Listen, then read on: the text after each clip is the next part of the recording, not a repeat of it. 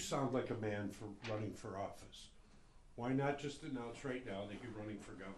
Well, I am. I have announced my candidacy for the Republican nomination for governor.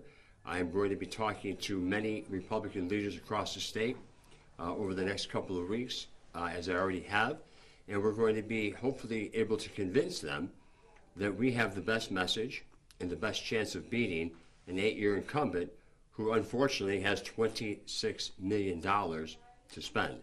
It's going to be a tough race, but one I think we're ready for. Why should the voters of New York elect you the next governor of this state? Well, again, what we saw today was, again, the same old traditional tax and spend proposals. Hundreds of millions and billions of dollars were proposed for projects that will probably never, ever get off the ground. We already know the history of this governor over the last 4 years with the massive amounts of corporate welfare that have been doled out, especially here in South Buffalo. We know very much about the Buffalo Billion Project. $1 billion was spent in the city of Buffalo with an attempt to create new jobs and opportunity, and all we have is corruption and scandal. The jobs that were proposed in that facility have not materialized, and I don't think they're going to materialize. I think it's going to be one of the biggest boondoggles in the history of state economic development attempts. You've shown support for Governor Cuomo in the past, correct? Yes.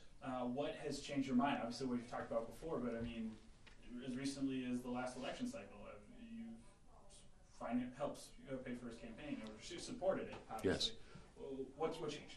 Well, as a business person, like former Mr. Donald Trump, who was a business person, he supported Democrats and Republicans. I, as a business person, have supported both Democrats and Republicans. But I believed it was time for somebody to stand up and talk about the real structural problems facing New York State. Here in our local community, we know that there's redundant, excessive amounts of local government. We know that that's the case in the 62 counties across the state. While the governor talks about shared services, I want to talk about structural change. I want to talk about regional, metropolitan type government. Do we need 29 school districts in Erie County? Do we need 47 general purpose governments? That form of governance, unfortunately, exists throughout the state of New York, in Westchester, Nassau, in every county in New York State. So while the governor is talking about tinkering around the edges, I'm talking about specific change and restructuring the way we provide local government services so that we can bring property taxes down, not tinkering around the edges.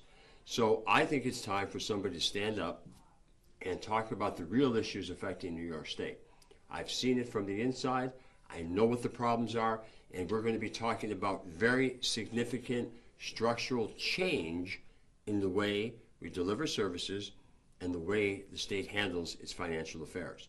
So I thought it was time for me to step forward. I believe that I'm a person who understands politics very well. I understand public policy very well, and I think that I can articulate a new message, a different message, that's going to allow New York State to move in a much more positive direction than we've seen over the last 8 years.